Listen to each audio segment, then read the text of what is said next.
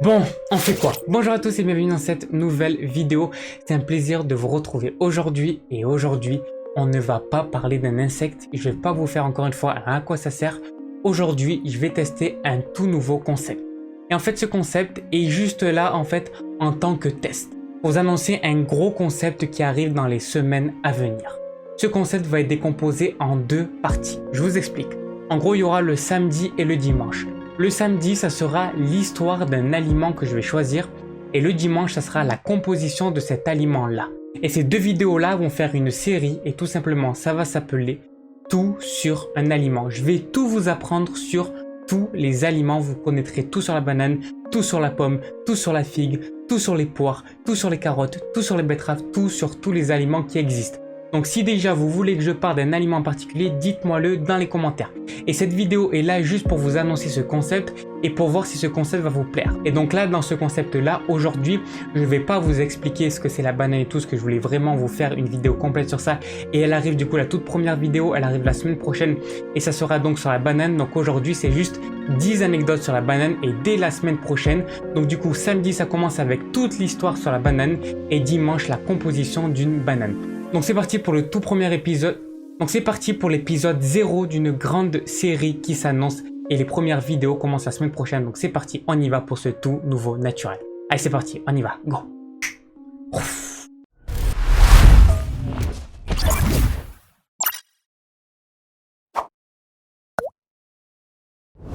Donc comme je l'ai dit aujourd'hui, ça va être 10 anecdotes sur les bananes. Donc c'est parti, on commence tout de suite avec la toute première anecdote. La toute première anecdote concerne les variétés de bananes. Et oui, comme les pommes, comme les poires, comme les figues, comme tous les fruits, il y a énormément de variétés de bananes.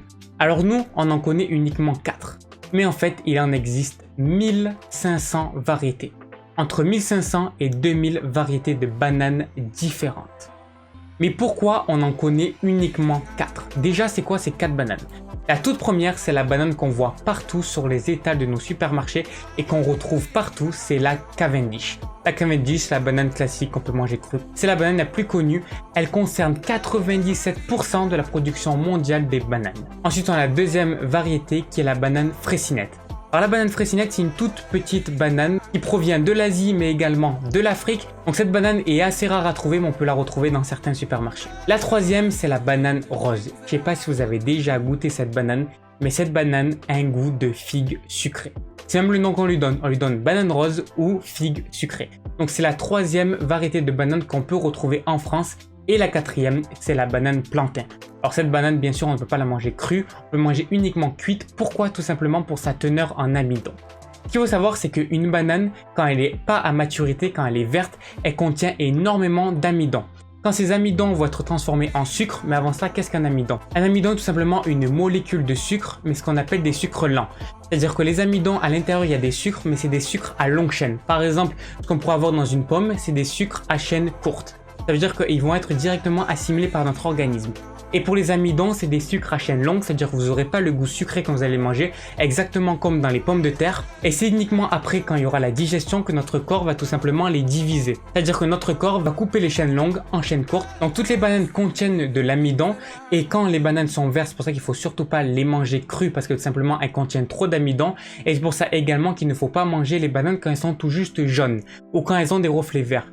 Faut vraiment les manger quand elles commencent à avoir des petites taches noires. Pas quand elles sont noires parce qu'on leur a mis un coup, mais quand elles commencent à brunir. Là, on aura encore plus de sucre rapide et du coup, on aura moins d'amidon et là, on aura une vraie bonne banane sucrée.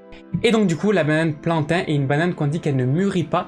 Pourquoi? Car elle est tout le temps verte, mais en fait c'est faux, la banane plantain peut mûrir, mais bon, la plupart du temps, on la mange uniquement cuite et il y a énormément de plats qui sont faits à base de banane plantain. Et justement, la semaine prochaine, on verra tout ça dans l'histoire de la banane. Dans toutes ces variétés, les bananes ont des différentes couleurs. Et oui, on peut retrouver énormément de couleurs différentes. On peut retrouver des rouges, des violettes, des roses, des vertes, mais également, écoutez bien, des bleus. Et ça, on voit juste ça après parce qu'il faut vraiment que je fasse une anecdote entière sur la banane bleue. Et puis également, en Afrique, on cultive une banane qui se nomme la banane à bière. Non, elle ne permet pas du tout de faire des bières, mais c'est juste qu'elle a une amertume qui fait penser à la bière. Voilà, c'était la toute première anecdote sur les bananes. La deuxième concerne encore une fois les variétés de bananes, mais une variété en particulier qu'on appelle la Saba, parce que cette variété permet de tout faire. Et je vais même vous spoiler, on peut même faire du ketchup. On peut la manger en brochette, en fleurs, en bateau, en gâteau, en beignet, en tout. Pourquoi? Tout simplement car elle a une saveur sucrée, mais également salée. Du coup, on peut s'en servir pour faire tout type de plat. Et comme je l'ai dit juste avant, on peut également faire du ketchup. Et non, c'est pas des blagues. Et là, je vous affiche tout de suite les images quand on les voit en brochette. On a l'impression que c'est de la viande. On n'a pas du tout l'impression que c'est un fruit. Et oui, c'est bien une banane. Et cette banane n'est pas une banane à cuire. C'est-à-dire qu'on peut la manger autant crue que cuite. Je vous ai dit, cette banane fait absolument tout. Et son nom, c'est la Saba. Troisième anecdote, c'est l'un des fruits les plus nutritifs de la planète. Pourquoi? Car déjà, il contient énormément de sucre, mais également pas mal de fibres, ce qui fait que c'est un fruit consistant. Mais en plus de tout ça, il a énormément de nutriments, et plus précisément de micronutriments. Il est très riche en antioxydants et en vitamines du groupe B. Mais il contient également énormément de minéraux comme le calcium, le potassium, le magnésium, le phosphore, le manganèse et le fer. Pour les gens qui sont anémiques ou qui manquent de potassium, ce fruit est juste une mine d'or. Le bananier n'est pas un arbre, et non, c'est la quatrième anecdote. Le bananier n'est pas un arbre, mais bien une plante. C'est une plante herbacée qui fait partie de la famille des Musaceae. Donc non, le bananier n'est plus un arbre, mais bien une plante. Cinquième, c'est le premier fruit cultivé au monde. On a retrouvé des traces de bananes, et écoutez bien, d'il y a plus de 12 000 ans. Et oui, très souvent on croit que c'est Marco Polo et tout qui l'a amené, mais lui ça fait pas beaucoup de temps. C'est vraiment il y a 12 000 ans, donc c'est le premier fruit cultivé par les hommes. Bon, la banane c'est super bon, on a vu déjà c'est un bon goût sucré, on peut la faire de tout type de sorte. Elle est très riche en minéraux, en vitamines, en sucre et tout ça, mais en plus de ça, on peut manger la peau. Et oui, la pelure de la banane est totalement comestible. Et même à l'intérieur de la peau, il y a énormément de vitamines et de minéraux qu'il n'y a pas à l'intérieur même de la banane. C'est comme les pommes. Les pommes, il faut savoir que la peau de la pomme contient 4 fois plus de vitamine C que ce qu'il y a à l'intérieur de la peau. Et c'est exactement pareil pour la banane. Elle est très riche en plein de vitamines et de minéraux. Parce que bien sûr, de manger une peau de banane, je ne sais pas si vous avez déjà essayé, c'est juste horrible. Donc si vous voulez la consommer, déjà, il faut la prendre bio. Sinon, vous allez manger un cocktail de pesticides. En plus de ça, vaut mieux la mettre dans un smoothie, mixer la peau ou la faire en jus. Bon, je vous conseille pas ça, mais en tout cas, vous pouvez la manger. Il faut savoir que dans certains pays, on s'en sert pour faire du vin ou du vinaigre. Et même de la bière, ce qui revient tout à l'heure quand je vous disais qu'il y a une banane à bière. Ah ben avec la banane, on peut également faire de la bière. Plus précisément avec la peau de la banane. Il existe une banane, c'est la 7e anecdote, qui a le goût de glace à la vanille. Et c'est vraiment pas une blague. Et là, on revient tout à l'heure quand je vous avais dit qu'il y a une banane qui est bleue. Ah ben c'est cette banane-là. Cette banane s'appelle la Blue Java. Et elle est vraiment bleue, c'est vraiment pas un mythe, c'est vraiment réel. Alors on n'en a jamais vu forcément parce que cette banane n'est tout simplement pas exportée en France pour une seule et bonne raison, c'est qu'il y a certains types de variétés de bananes qui ne peuvent pas être exportées à cause tout simplement de l'éthylène. L'éthylène c'est quoi? C'est un gaz que va produire la banane pour mûrir. Sauf qu'elle le produit tout le temps et elle le produit trop rapidement, ce qui fait que quand on va le transporter, c'est pour ça qu'on doit toujours venir les récolter à non-maturité, venir les récolter vertes, parce que pendant le transport, sinon tout simplement, elles vont trop mûrir et elles vont arriver en France pourries. Et c'est exactement la même chose pour la banane Blue Java. Et ce qu'on dit de cette banane-là, c'est que tout simplement, si on la mange, elle a un goût de glace à la vanille. Toutes les personnes qui suivent un régime et qui ne voudraient pas casser leur régime et qui voudraient une bonne glace à la vanille, vous la mettez au frigo, au congèle et vous avez une glace à la vanille. La banane a plus de gènes que l'être humain. Et ça, c'est la 8e anecdote. Et oui, c'est totalement vrai, mais pourquoi? En fait, c'est pas naturellement. Simplement que la banane a tellement subi de transformation de la part de l'être humain qu'aujourd'hui, la banane contient plus de 36 000 gènes. Comparé à l'être humain, nous, on en contient plus de 23 000. Le mot banane veut dire doigt en portugais. Et ça, c'est la 9e anecdote. En fait, c'est un dérivé de banane sans E, qui veut tout simplement dire doigt. Et ce qu'il faut savoir, c'est qu'aux Antilles, la banane, on l'appelle figue. Et du coup, la figue, on l'appelle comment? Ben, j'en ai aucune idée. Et 10e et dernière anecdote sur la banane, c'est que tout simplement, la banane sert dans la construction des maisons. Ben non, c'est pas la banane ni sa peau, c'est bien le bananier, mais ça on le sait tous.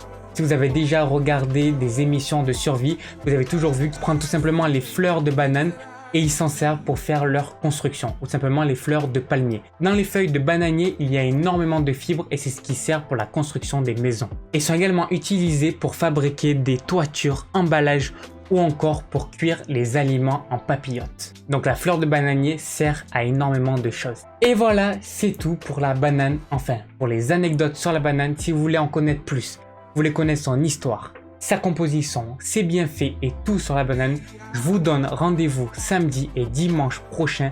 Ça va être vraiment un grand événement et je vais vous faire ça toutes les semaines. Tous les samedis et tous les dimanches, on va prendre un aliment en particulier et on va vraiment le décortiquer dans tous les sens du terme au niveau de l'histoire, mais au niveau juste de la composition de ce fruit et de cet aliment. Si la vidéo vous a plu et si le concept que je vous ai présenté vous plaît, n'hésitez pas à mettre un gros pouce bleu, me dire ce que vous en avez pensé dans les commentaires et surtout me dire de quel fruit, de quel légume ou tout simplement de quel aliment vous voulez que je parle dans les futurs épisodes. Également, n'hésitez pas à vous abonner à la chaîne et activer la cloche car une nouvelle vidéo chaque jour à 18 h qui sort sur la chaîne et on se donne rendez-vous demain pour une toute nouvelle vidéo et bien sûr je vous souhaite une excellente journée, une excellente soirée mais surtout une excellente vie. Allez, ciao!